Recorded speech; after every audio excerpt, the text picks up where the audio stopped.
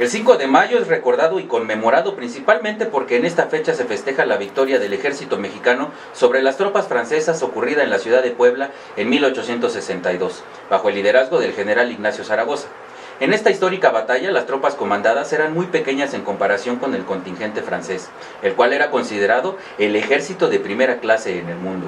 En cuanto a cifras, la batalla fue significativa debido a que 4.000 soldados mexicanos tuvieron que enfrentarse a 8.000 del ejército de Francia, el cual no había sido derrotado por casi 50 años. Así que la cantidad no es garantía de nada, Ahora bien, aunque el presidente Benito Juárez fue quien declaró que el aniversario de la batalla de Puebla sería día de fiesta nacional, en México el festejo queda opacado en comparación con la que se realiza en los Estados Unidos, donde ha adquirido una gran importancia comercial. Y esto se debe a que esta celebración se inició en aquel país en el estado de Texas, ya que en esa ciudad había nacido el héroe de la batalla de Puebla, Ignacio Zaragoza, en el año de 1829, antes de que este territorio se independizara de México y se anexara a Estados Unidos. Bien, después del breviario cultural, me quiero enfocar a la marcha que se llevó a cabo precisamente en esta fecha, el pasado día domingo 5 de mayo de 2019. Poco a poco, en punto de las 11 de la mañana, cientos de ciudadanos, que más tarde seríamos miles, nos reunimos para manifestarnos en la llamada Marcha del Silencio. Al sonoro grito de México Libre, los asistentes nos encontramos en el Ángel de la Independencia en la Ciudad de México para marchar a través de los carriles del Paseo de la Reforma y desembocar en el Monumento a la Revolución. Más tarde correría información que, de acuerdo con Notimex, hubo protestas en Querétaro, Monterrey, Morelia, Hermosillo, León, Guadalajara, Mérida y Puebla, entre otras ciudades, de manera simultánea. De acuerdo a cifras oficiales, un total de 20.000 asistentes, de los cuales 15.000 fueron en Ciudad de México. La gente llevaba consigo pancartas donde mostraban su descontento con el actual presidente. Estas también sirvieron para señalar reclamos en relación con su administración, desde la inflación hasta el programa fronterizo. De igual forma, había pancartas y mantas, por cierto muy bien escritas y diseñadas, sin faltas de ortografía, en las que se podía leer: por la defensa del progreso, la libertad, la legalidad y el Estado de Derecho, no al mal gobierno. El pueblo manda y nosotros somos el pueblo. Fuera el socialismo, no reelección. Justicia sin ley es igual a corrupción. Peje, están cayendo los populistas, ¿cambias o te cambiamos? Estos fueron algunos de los mensajes. De entre todas las mantas había una que encabezaba la marcha y decía: la convocatoria es de ciudadanos independientes, ajena a partidos políticos, asociaciones o grupos protagónicos. De manera personal acudí y apoyé esta marcha, además de cubrir el evento para Alterno 180 y mantenerlos informados de primera mano. Debo señalar que si bien estuve presente y apoyé desde la convocatoria a esta manifestación, quiero mencionar que hubo cosas con las que no estoy completamente de acuerdo, como por ejemplo la propia consigna principal de AMLO renuncia. ¿Por qué? Pues bien, me parece que es muy precipitado el momento para demandar algo de esa magnitud, pues si bien el presidente y su equipo no ha estado haciendo las cosas de la mejor manera, pienso que para llegar a exigirle algo tan tajante, debe haber primero todo un proceso apegado a la Constitución y al Estado de Derecho, cosa que precisamente la mayoría de los que acudimos es lo que estábamos pidiendo. No podemos ser viscerales y actuar sin pensar. Me explico. El cargo de presidente de la República solo es renunciable por causa grave, que será calificada por el Congreso de la Unión, ante el que se presentará la renuncia formalmente estructurada. El ambiente que se respira actualmente en el país es de polarización, principalmente alimentada por el propio presidente. Eso es un hecho. La gente está enojada.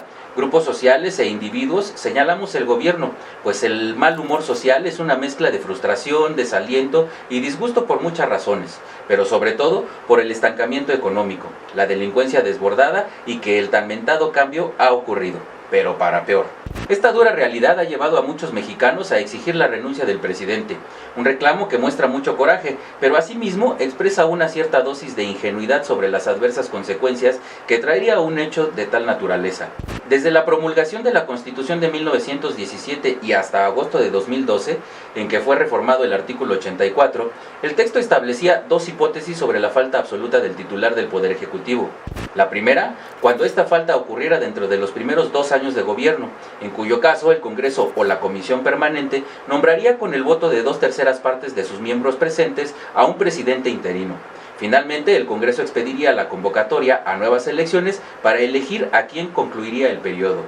En la segunda hipótesis, cuando la falta ocurriera dentro de los últimos 4 años del mandato, el Congreso, por mayoría calificada de sus miembros presentes, nombraría a un sustituto que concluiría el periodo.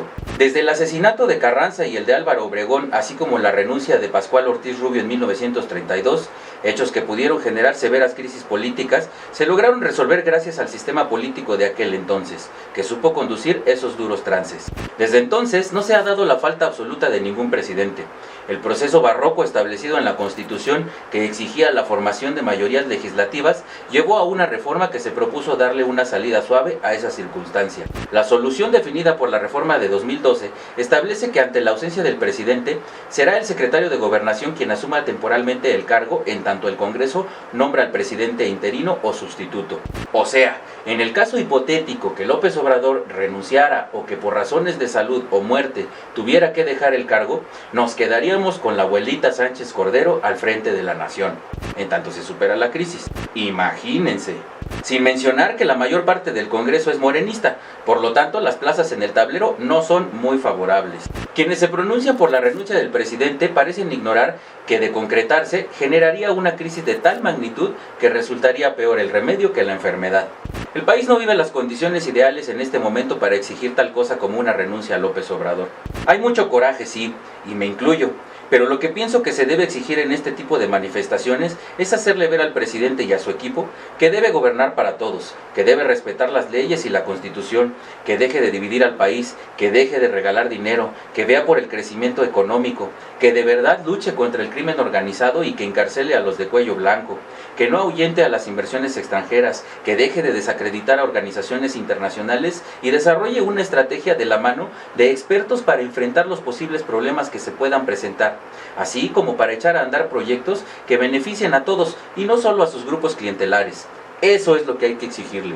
Ciertamente cada día se vuelve más difícil soportar tantos errores, tantas fallas, pero no falta mucho para el 2021 y las elecciones intermedias, y es así que aprovechando su debilitamiento en popularidad para entonces, mostraremos con nuestro voto el repudio a un régimen cuyas torpezas, omisiones, ineptitudes e ilegalidades están haciendo tanto daño a la nación.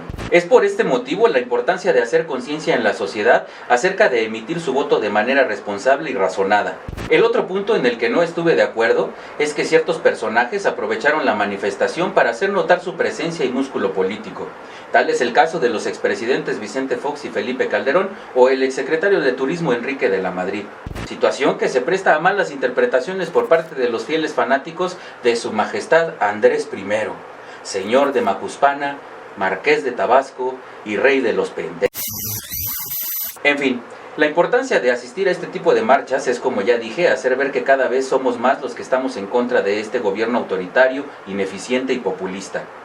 A hacer a un lado la apatía y hagamos efectivo nuestro derecho constitucional a manifestarnos y a exigir un gobierno apegado al Estado de Derecho, digno y eficiente.